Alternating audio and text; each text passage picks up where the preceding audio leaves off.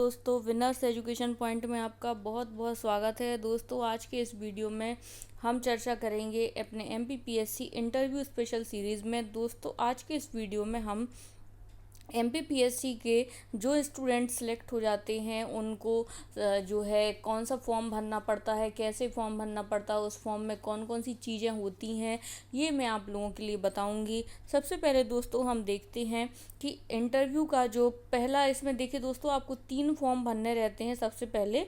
और इंटरव्यू मध्य प्रदेश लोक सेवा आयोग में क्या क्या चीज़ें इसमें रहती हैं। सबसे पहले आपका आवेदन क्रमांक रहता है। आवेदन क्रमांक दोस्तों आपको आपका जो एनरोलमेंट नंबर रहता है वह आपका होता है, वह आपका जो पीएससी प्री का जो एडमिट कार्ड रहेगा उसमें आप लोगों के लिए देखने के लिए मिल जाएगा। तो आपको सबसे पहले भरना है आवेदन क्रमांक, इसके बाद आपको भरना है रोल नंबर, फिर भरना है दोस्तों आवेदन क्रमांक, फिर भरना है आपको परीक्षा का नाम। परीक्षा का नाम में आप क्या भरेंगे, परीक्षा के नाम में आप मध्य प्रदेश लोक सेवा आयोग भरेंगे। फिर है पद का नाम। पद का नाम में आपको कुछ नहीं भरना है दोस्तों, पद का नाम में भी अगर आप चाहें तो मध्य प्रदेश लोक सेवा आयोग ही भर सकते हैं। फिर है दोस्तों यहाँ पर आपको अपना पासपोर्ट साइज़ का फ़ोटो चिपकाना है। कई लोगों को यह डाउट रहता है कि नया फ़ोटो चिपकाना है या पुराना फ़ोटो चिपकाना है, कैसा फ़ोटो चिपकाना है। तो दोस्तों मैं आपसे कहूँगी कि आप इसमें अपना लेटेस्ट नवीनतम फ़ोटो चिपकवाइए, और इसमें अगर विथ डेट हो तो अच्छी बात है, विथ डेट भी आप इसमें लगा सकते हैं। और यहाँ पर दोस्तों आपके होंगे हस्ताक्षर।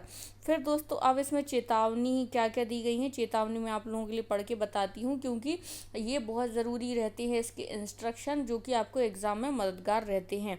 अनुप्रमाणन फॉर्म में असत्य जानकारी देना या किसी तथ्यात्मक जानकारी को छुपाना अनर्हता मानी जाएगी। अनर्हता का मतलब है दोस्तों कि आप इसके एमपीपीएससी एग्ज़ाम के कैपेबल नहीं माने जाएंगे, और ऐसा करने से उम्मीदवार शासन के अधीन नियोजन के लिए अनुपयुक्त ठहराया जाएगा। किसी भी प्रविष्टि को खाली ना छोड़ें, अर्थात जो भी आप लोगों के लिए जो बॉक्सेस दिए गए हैं उन सभी को फिलअप करना ज़रूरी है। यदि वह आप पर लागू ना हो तो वैसा स्पष्टता अंकित करें कि आप पर वह चीज़ें लागू नहीं होती हैं। फिर है, यदि इस फॉर्म को भरने और भेजने के बाद उम्मीदवार को नज़रबंद या गिरफ्तार किया जाता है अथवा उस पर मुकदमा चलाया जाता है, उसे बंदी बनाया जाता है या उस पर जुर्माना किया जाता है अथवा उसे दोष सिद्ध पाया जाता है अथवा उसे विवर्जित किया जाता है या दोष मुक्त आदि किया जाता है, तो ब्यौरे यथास्थिति राज्य लोक सेवा आयोग या उस प्राधिकारी को जिससे अनुप्रमाणन फॉर्म पहले भेजा गया हो तत्काल सूचित किए जाना चाहिए। देखिए दोस्तों, अगर आपको मान लीजिए कि आपने यह फॉर्म फिलअप कर दिया, आपने यह फॉर्म भेज दिया, और इस फॉर्म को भेजने के बाद दोस्तों आपके ऊपर मान लीजिए कोई मुकदमा पंजीबद्ध हो जाता है आपने, या फिर अगर आपका पहले से कोई मुकदमा चल रहा है, अगर आप अभी वह ट्रायल में है, या फिर उसके बाद आप दोष मुक्त हो गए हैं, या फिर आपके ऊपर जो है चार्ज फिक्स हो गए हैं, दोष सिद्ध हो चुके हैं, तो उन सभी की जानकारी भी आपको इसमें देनी है। फिर है दोस्तों, यह जानकारी स्वयं उम्मीदवार के हित में होगा तो कि वह उन मामलों के बारे में पूरे ब्यौरे प्रस्तुत करें जिनमें उसे गिरफ्तार किया गया था, उस पर अभियोजन चलाया गया था आदि। भले ही मामले अंतिम रूप से प्रतिवेदित कर दिए जाएं या खात्मा कर वापस कर लिए जाएं, अंततः दोष मुक्ति की गई है या समझौता कर लिया गया हो, तो आपको इसके बारे में ज़रूर बताना है। यदि यह तथ्य कि अनुप्रमाणन फॉर्म में असत्य जानकारी दी गई है, या यह कि तथ्यात्मक जानकारी छिपाई गई है, या किसी भी व्यक्ति की सेवा के दौरान किसी भी समय ध्यान में आए, तो उसकी सेवाएं समाप्त की जा सकती हैं। अब इसमें क्या है, देखिए दोस्तों, यदि आपने अनुप्रमाणन फॉर्म में असत्य जानकारी दी गई है या कि कोई तथ्यात्मक जानकारी छिपाई है, कोई भी व्यक्ति की सेवा के दौरान उसे किसी भी समय ध्यान में आए, तो उसकी सेवाएं समाप्त की जा सकेंगी। अगर ऐसा पता चले कि इन्होंने कोई भी जानकारी छिपाई हो और वह धोखे से कोई भी नौकरी ले लेता है, तो उसको कभी भी नौकरी से हटाया जा सकता है। अब दोस्तों यहाँ पर क्या भरना है, अब ये इम्पोर्टेंट रोल आ गया है। इम्पोर्टेंट रोल यहाँ पर ये है, यहाँ पर सबसे पहला जो कॉलम है इसमें आपका पूरा नाम भरना है। पूरा नाम आपको अपने स्पष्ट अक्षरों में भरना है। उपनाम यदि कोई हो, यदि आपने किसी भी अवस्था में अपने नाम या कुल नाम में कुछ जोड़ा हो या हटाया हो तो उसका उल्लेख करें। जैसे कुछ लोग लिखते हैं, जैसे कि कुछ लोग लिखते हैं अभय कुमार जैन, या फिर कुमार शब्द जोड़ लेते हैं या फिर कुछ और अपना सरनेम जोड़ लेते हैं, तो ऐसी कुछ भी चीज़ें एक्स्ट्रा जोड़ते हैं तो इसका आपको उल्लेख जरूर करना है। तो यहाँ पर आपको लिखना है नाम और यहाँ पर आपको लिखना है सरनेम। और यहाँ देखिए, अगर स्पष्ट हो तो पहले आप हिंदी में लिख दीजिए और उसके नीचे अंग्रेजी में लिख दीजिए। फिर इसके बाद आपको लिखना है अपना वर्तमान पूरा पता। वर्तमान पूरा पता मतलब जहां आप अभी करेंटली रह रहे हो, और स्थायी पता होता है जहां आपका पैतृक निवास रहता है, जहां आपके पेरेंट्स रहते हैं, या फिर जहां आपका जो आपके आधार कार्ड में बेसिकली रहता है, जहां आपका बॉर्न होता है, तो वो ऐसी कोई जगह स्थायी होती है। और स्थायी पता कैसे जो है वो डायग्नोस होता है, स्थायी पते का जो वेरिफिकेशन वह इस प्रकार होता है कि आपका स्थायी जो आवास सर्टिफिकेट है, स्थायी निवास सर्टिफिकेट है, वो लगता है आपके इंटरव्यू के दौरान। तो आपको अपने स्थायी निवास का जो भी आपका पता हो आप वही उल्लेख करिए। और वर्तमान पता जैसे आप मान लीजिए किसी हॉस्टल में रहकर तैयारी कर रहे हो, या फिर आप अपने शुरुआत से ही आप अपने किसी और पेरेंट्स के यहाँ रह रहे हो, या फिर अपने किसी रिलेटिव के यहाँ रहकर तैयारी कर रहे हो, तो उनका आपको इसमें जिक्र करना है। फिर है, यदि मूलतः पाकिस्तान के निवासी हों तो उसका भी आपको जिक्र करना है। अब इसमें आपको क्या क्या लिखना है, अपने ग्राम, थाना, जिला, घर, क्रमांक, गली, मार्ग, सड़क, नगर, जिला मुख्यालय का नाम और राज्य जिसमें वह स्थित हो। तो ये सारी चीज़ें आपको इसमें उल्लेख करनी है और इसमें सही सही उल्लेख करनी है। इसमें पिन कोड जो है आपको सही डालना है। अगर आपने कोई भी जानकारी असत्य डाली है तो ये आपके ही लिए दुष्कर होगा। फिर है, आवेदक का आधार कार्ड नंबर डालना है, आवेदक की ईमेल आईडी डालनी है और आवेदक का मोबाइल और दूरभाष नंबर डालना है। आधार कार्ड मोस्ट आईएमपी है। आप अपने आधार कार्ड को अपडेट भी करा लीजिए अगर उसमें कुछ और चीज़ें मिसिंग हों।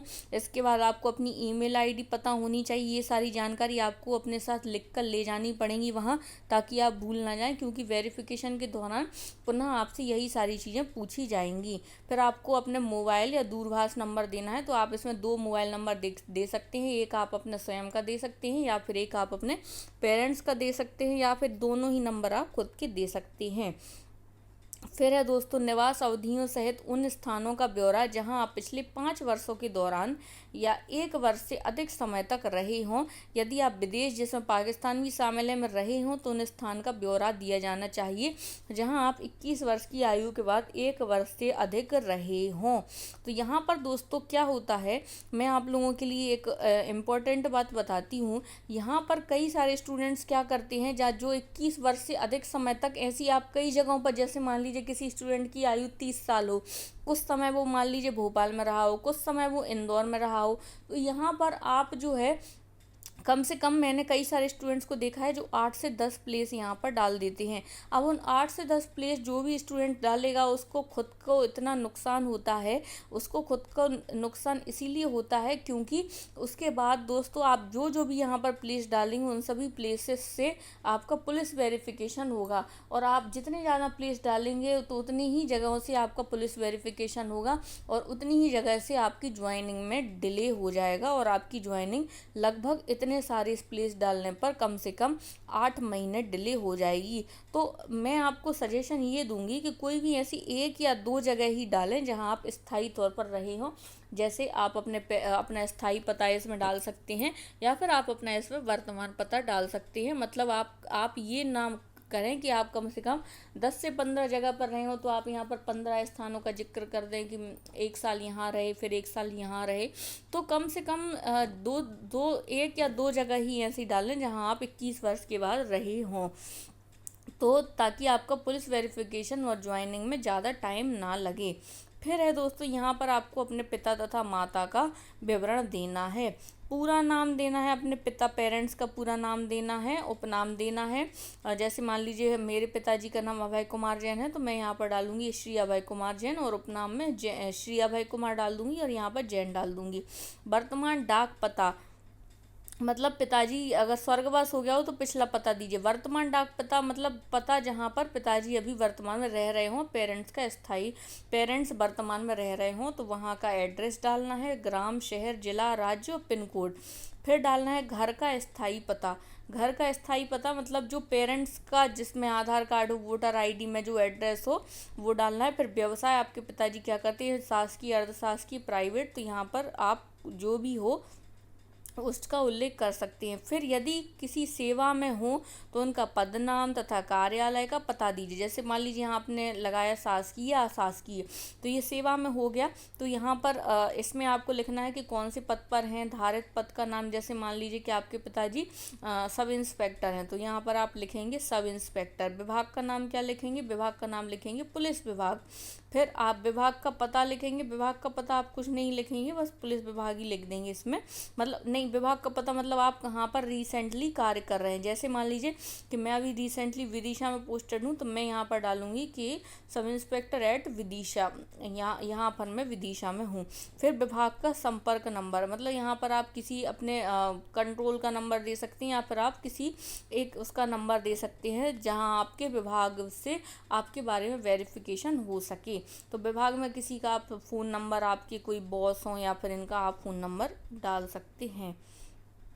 फिर दोस्तों फिर है बहुत बड़ा फॉर्म है, तो फिर है क्या, फिर है नेक्स्ट जो है वह है नीचे दिए गए व्यक्तियों की राष्ट्रीयता बताइए। जैसे आपके पिता राष्ट्रीयता क्या है, तो जैसे कि राष्ट्रीयता है इंडियन है, हम इंडियन है, माता भी इंडियन है, माता पिता पति पत्नी इंडियन है, उम्मीदवार भी इंडियन है, ऐसे डाल सकते हैं राष्ट्रीयता।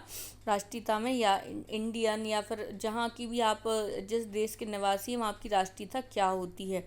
फिर है दोस्तों आवेदक का जन्म तिथि डालनी है आपको। इसमें आपकी जो भी आपकी मार्कशीट में हो, 10th की मार्कशीट बेसिकली देखी जाती है, तो अपनी 10th की मार्कशीट में आपका जो भी जन्म तारीख हो वो उल्लेख कीजिए। और फिर आपकी जो भी सही डेट ऑफ बर्थ, उससे आपको आपकी वर्तमान आयु ज्ञात कर देनी है। वर्तमान आयु आप तब की डालेंगे जिस दिन आप फॉर्म भेजेंगे आयोग को, MPPSC को भेजेंगे, उस तिथि को आप डाल दीजिएगा। तो तब की आप ये तिथि डालिएगा। फिर है दोस्तों आवेदक की ये जन्म तारीख हो गई, वर्तमान आयु हो गई, और मैट्रिक परीक्षा, मैट्रिक मतलब होता है दोस्तों 10th, तो मैट्रिक परीक्षा उत्तीर्ण करने के समय आयु कितनी थी। मतलब जैसे कि दोस्तों आप जब 10वीं में थे तब उस समय आपकी आयु कितनी थी। फिर आवेदक का जन्म स्थान, जिला तथा राज्य जिसमें वह स्थित हो, ये डालना है आपको। फिर वह जिला या जिसमें जहाँ के आप निवासी हों। पहले डालना है कि आवेदक का जन्म स्थान, जन्म स्थान कहाँ है। जैसे जन्म स्थान मेरा जैसे है सागर में, तो सागर, फिर जिला सागर, और राज्य क्या आएगा, मध्य प्रदेश। फिर वह जिला तथा राज्य जहाँ के आप निवासी हों, तो मैं कहाँ की निवासी हूँ, सागर की निवासी हूँ, जिले का नाम सागर आ जाएगा और राज्य का नाम भी राज्य का नाम आ जाएगा मध्य प्रदेश। फिर आपका धर्म क्या है, तो मेरा धर्म है दोस्तों जैन धर्म, तो मैं यहाँ पर अपना जैन धर्म डाल दूंगी। फिर क्या आप मध्य प्रदेश के अधिसूचित अनुसूचित जाति जनजाति पिछड़ा वर्ग श्रेणी के सदस्य हैं या नहीं, तो इसमें अगर आप हैं तो हाँ लगा दीजिए, नहीं है तो नहीं लगा दीजिए। और श्रेणी का नाम क्या है, जैसे आप SC के हैं तो या फिर आप ST के हैं या फिर आप OBC के हैं, तो यहाँ पर आपको श्रेणी लिखनी है और यहाँ पर आपको अपना जाति का नाम लिखना है। जैसे कि मान लीजिए आप पटेल हों या फिर आप गोंड हों, भील हों, ऐसे कि जिस भी आप जाति के हों तो आप यहाँ पर उल्लेख कर दीजिए जाति का नाम। फिर है शैक्षणिक अर्हता। शैक्षणिक अर्हता में आपको क्या डालना है, शैक्षणिक अर्हता है वर्ष सहित उन स्थानों के नाम दीजिए जहाँ आपने शालाओं महाविद्यालयों में 15 वर्ष की आयु में अध्ययन किया है। 15 वर्ष की आयु में अध्ययन किया है, तो यहाँ पर आपको डालना है, देखिए उन स्थानों के नाम बताइए जहाँ आपने शालाओं और महाविद्यालयों में 15 वर्ष की आयु में अध्ययन किया हो, मतलब 15 वर्ष तक की आयु में आपने अध्ययन किया हो। बेसिकली दोस्तों यहाँ पर आपको डालना रहता है, मैं आपके लिए बताती हूँ। आपको यहाँ पर डालना पड़ता है सबसे पहले अपने 10th का, 12th का और आपकी अपनी ग्रेजुएशन का, और अगर आपने यहाँ पर पीजी किया हो तो यहाँ पर आप पीजी का भी उल्लेख कर सकते हैं। और यहाँ पर आपको प्रवेश की तारीख डालनी है। प्रवेश की तारीख आप ऐसे डाल सकते हैं जैसे कि आमतौर पर एडमिशन जो होता है जुलाई में होता है, मई में होता है, तो इस तरीके से आप अपनी जुलाई वगैरह में ऐसे डाल दीजिए। फिर शाला महाविद्यालय छोड़ने की तारीख, अगर आपको एग्जैक्ट डेट याद नहीं है तो आप सन और महीना एग्जैक्ट लिख दीजिए। शाला महाविद्यालय छोड़ने की तारीख, जैसे दोस्तों 10th है तो मैंने 10th में 2010 में एडमिशन लिया था और 2010 में ही मेरी ये ख़त्म हो गई थी एग्ज़ामिनेशन, या फिर 2011 में ख़त्म हो जाती है। जैसे अगर आप अप्रैल में एडमिशन लेती हो तो 1 साल के बाद आपका, तो यहाँ पर मैंने 10th में 2010 में एडमिशन लिया और 2011 में जो है छोड़ा। फिर 12th का आपको डालना है। ग्रेजुएशन में मैंने 2012 में एडमिशन लिया था और 2015 में मैंने छोड़ा था।